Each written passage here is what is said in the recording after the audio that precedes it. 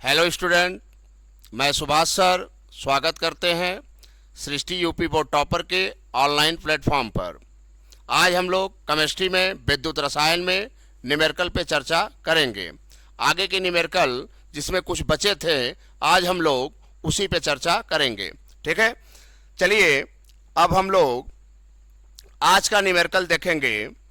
हमारा न्यूमेरिकल है, ध्यान दीजिए, किसी लवण के n/10 बिलियन का प्रतिरोध 32 ओम है। सेल के इलेक्ट्रोड के बीच की दूरी 1.80 सेमी है तथा क्षेत्रफल 5.4 वर्ग सेमी है। ठीक है, बिलियन का विशिष्ट चालकत्व तथा तुल्यांकी चालकता की गणना करनी है हमें। मैंने बोला ना, बस क्वेश्चन में वैल्यू को चेंज करेगा वो। ठीक है, बाकी सब मैटर वही है। ठीक, तो हमें विशिष्ट चालकत्व निकालना है। तो देखिए विशिष्ट चालकत्व कैसे निकलेगा। तो पहला काम आपका ये है, हमने बताया कि अगर आपको न्यूमेरिकल सॉल्व करना है तो पहले क्वेश्चन में से वैल्यू को बाहर निकालना सीखिए। ठीक है, बारी बारी से क्वेश्चन में क्या दिया है पहले आप वो लिखें, जिससे आपका न्यूमेरिकल थोड़ा लगाना आसान हो जाता है। तो क्वेश्चन में अगर आप ध्यान दें तो पहले आपको दिया है नॉर्मलता, आपको दे दिया है, यानी नॉर्मलता बराबर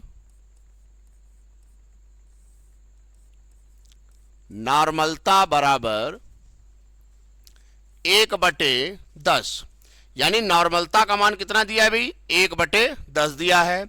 और प्रतिरोध यानी आर का मान दिया है हमारा 32 ओम। कितना दिया है जी, 32 ओम। ठीक है, फिर कह रहा है कि सेल के इलेक्ट्रोडों के बीच की दूरी, तो सेल में इलेक्ट्रोडों के बीच की दूरी को हम स्मॉल एल से दिखाते हैं। ठीक है, तो बीच की दूरी यानी एल बराबर आपको दिया है 1.8 सेमी। ये सारी चीजें हमने थ्योरी में आपको बताया है। ठीक है, और क्षेत्रफल मतलब एरिया दिया है 5.4 वर्ग सेमी। ठीक है, तो फिर कह रहा है कि बिलियन का विशिष्ट चालकत्व और तुल्यांकी चालकता ज्ञात कीजिए। यानी हमें निकालना है विशिष्ट चालकत्व, इट मीन्स कप्पा का मान हमें निकालना है, और हमें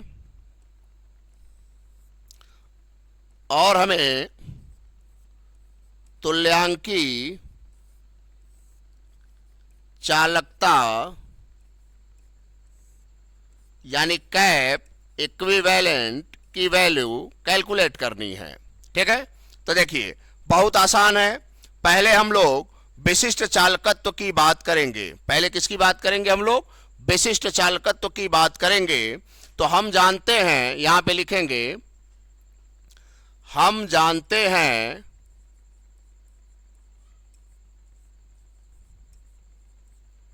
कि विशिष्ट चालकत्व यानी कप्पा बराबर 1/r इंटू L/A। 1/r को हम चालकत्व कहते हैं, L/A को हम क्या कहते हैं, सेल स्थिरांक कहते हैं। ठीक है, तो देखिए वैल्यू आप पुट करिए।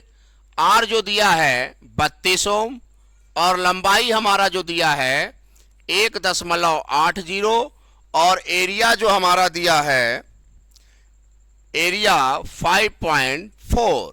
ठीक है, तो जब इसको हम सॉल्व करेंगे तो हमारा आएगा 0.0104 ठीक है, आप कैलकुलेशन कर लीजिएगा।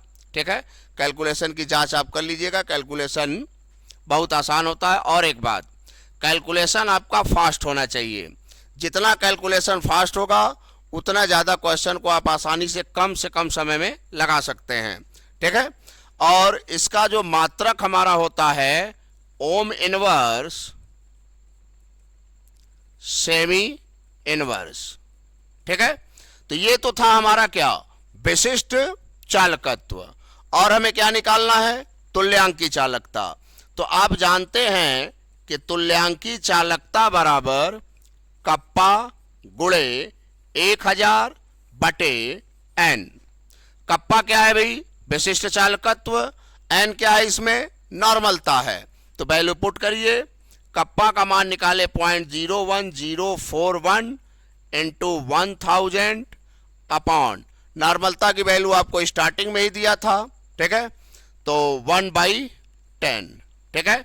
तो ये 10 कहां चला जाएगा जी, ऊपर, तो यानी 0.01041 इंटू 1000 इंटू 10, ठीक है। तो अगर आप मल्टीप्लाई करेंगे तो दशमलव हमारा 4 अंक आगे चला जाएगा, यानी आएगा आपका तुल्यांकी चालकता 104.1 ओम इनवर्स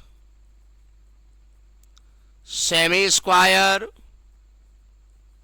तुल्यांक इनवर्स, ठीक है। तो देखिए न्यूमेरिकल बहुत आसान है, सारा वैल्यू आपके क्वेश्चन में दिया रहता है, बस आपको क्वेश्चन से वैल्यू को बाहर निकालना है और फार्मूला आपके दिमाग में होना चाहिए, न्यूमेरिकल आराम से लग जाएगा। ये सब न्यूमेरिकल 2 से 3 नंबर के पेपर में लगभग पूछे ही जाते हैं, ठीक है। तो आप जितना ज्यादा इस पे प्रैक्टिस करेंगे उतना आपको ये न्यूमेरिकल समझ में आएंगे, ठीक है। इसी क्रम में हम आगे देखेंगे अगला न्यूमेरिकल। ये जो न्यूमेरिकल है बहुत ही इंपॉर्टेंट न्यूमेरिकल है, ये तो बोर्ड में पूछ भी चुका है, ठीक है। अब बहुत अच्छा न्यूमेरिकल है और ये 3 मार्क्स यानी 3 नंबर का न्यूमेरिकल है जो कि बोर्ड में पूछा गया था, ठीक है। और ये न्यूमेरिकल बहुत ही इंपॉर्टेंट है, हो सकता है कि नेक्स्ट बोर्ड के पेपर में ये न्यूमेरिकल आपको दोबारा पूछे। हाँ, बहुत करेगा, आपका वैल्यू चेंज कर देगा, लेकिन न्यूमेरिकल यही रहेगा, ठीक है। तो चलिए शुरुआत करते हैं कि इस न्यूमेरिकल को हम लोग कैसे लगाएंगे। तो चलिए शुरू करें। देखिए पहले बोला है कि 0.05 मोल पर लीटर, तो इसका मतलब है मोल पर लीटर दिया है यानी मोलरता दिया है।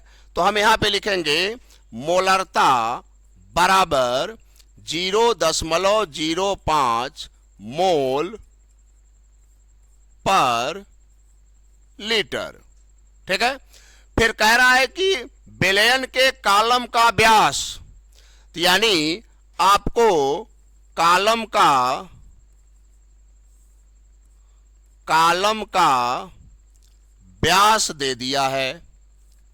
कितना दिया है जी, कॉलम का व्यास 2 सेमी दिया है, ठीक है। तो जब हमें कॉलम का व्यास दे दिया है तो हम कॉलम की त्रिज्या निकाल लें। तब हम यहां पे लिखेंगे कॉलम की त्रिज्या, त्रिज्या को हम r से दिखाएंगे और आपको मालूम है व्यास बटे 2, या पहले ही पढ़े होंगे। व्यास कितना है भाई हमारा, 2 है, ठीक है। तो हमारा त्रिज्या कितना आ गया जी, 1 सेमी, ठीक है। तो जब त्रिज्या आ गया तो हम क्षेत्रफल भी निकाल सकते हैं। तो कहोगे कैसे क्षेत्रफल निकालेंगे, तो देखिए जो कॉलम होगा हमारा ये, ठीक है, इसका व्यास दिया था, हमने त्रिज्या निकाल लिया, तो इसका जो क्षेत्रफल होगा पाई r स्क्वायर के बराबर होगा, ठीक है। तो जब हम इसका व्यास क्षेत्रफल निकालेंगे तो हम यहां पे लिखेंगे कॉलम का क्षेत्रफल यानी a बराबर पाई r स्क्वायर, ठीक है। तो पाई का मान 3.14 और r का मान कितना है भाई 1, तो 1 का हम क्या कर देंगे, स्क्वायर कर देंगे, यानी आएगा 3.14 वर्ग सेमी। तो यानी हमारा क्षेत्रफल भी आ गया। अब इसी क्रम में आगे आपको प्रतिरोध का भी मान दिया है। किसका मान दिया है, प्रतिरोध। तो आपको मालूम है प्रतिरोध को हम r से दिखाते हैं, 5.55 गुणे 10 घाते 3 ओम। ठीक है, तो क्वेश्चन के अंदर जितना भी वैल्यू दिया था हमने सबको बाहर निकाल लिया। अब हमें क्या निकालना है, बारी बारी से हम लोग निकालेंगे। पहले हमें कैलकुलेट करना है प्रतिरोधकता। क्या कैलकुलेट करना है भाई? प्रतिरोधकता। तो जैसा कि जब आपको हम पढ़ा रहे थे विशिष्ट प्रतिरोध, ठीक है, तो आप उसमें देखेंगे कि हमने बताया था आपको कि विशिष्ट प्रतिरोध को ही प्रतिरोधकता कहते हैं। और उस टाइम मैंने आपसे बोला भी था कि न्यूमेरिकल में वो विशिष्ट प्रतिरोध भी बोल सकता है और प्रतिरोधकता भी बोल सकता है। जैसा कि आपके सामने वो बोला ही है कि आपको प्रतिरोधकता निकालनी है। अब कितने बच्चों को तो ये पता ही नहीं चल पाता है कि प्रतिरोधकता पहले है क्या। तो इसलिए आप ध्यान रखें कि विशिष्ट प्रतिरोध ही प्रतिरोधकता होती है। ठीक है, तो प्रतिरोधकता की गणना तो आप जानते हैं कि R बराबर होता है रो L बाई ए, जहां रो क्या है? विशिष्ट प्रतिरोध, और इसी को हम प्रतिरोधकता कहते हैं और इसी की वैल्यू हमें निकालना है। तो यहां से रो बराबर हमारा होगा आर ए अपान एल, और आपके पास सारा वैल्यू है। आर का मान कितना है जी?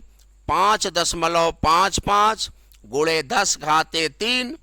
ठीक है, और एरिया भी आपने निकाला 3.14, और लंबाई भी आपको दिया ही है। लंबाई आपको दिया है 100 सेमी। लंबाई कितना दिया है जी? 100 सेमी। तो इसमें शायद हम लंबाई भूल गए थे, लंबाई 100 सेमी आपको दिया है। ठीक है, तो जब आप इसको सॉल्व करेंगे तो आएगा 174.27। ठीक है, और इसका मात्रक होगा ओम सेमी। क्लियर है? आप कैलकुलेशन करके एक बार चेक कर लेंगे। ठीक है, इसके बाद हमें इसमें निकालना है चालकता। क्या निकालना है जी? चालकता की गणना। चालकता की गणना करना है तो जैसा कि आपको हम बता दें, चालकता की गणना करना है तो कितने लोग को फिर दिक्कत होगी कि अब चालकता किसे कहते हैं? तो विशिष्ट चालकत्व को ही हम क्या कहते हैं? चालकता। और आपको मालूम है कि जो चालकता होती है यानी विशिष्ट चालकत्व यानी कप्पा बराबर 1/रो। ठीक है, तो कप्पा बराबर आपका होगा, रो की वैल्यू आपका आया है कितना जी? 174.27। ठीक है, जब आप इसको सॉल्व करेंगे तो आपका आएगा 0.0057 ओम इनवर्स सेमी इनवर्स। ठीक है, ये आपका कप्पा आ गया। जब कप्पा आ गया तो तीसरे केस में इसने बोला कि आपको क्या निकालना है जी? मोलर चालकता।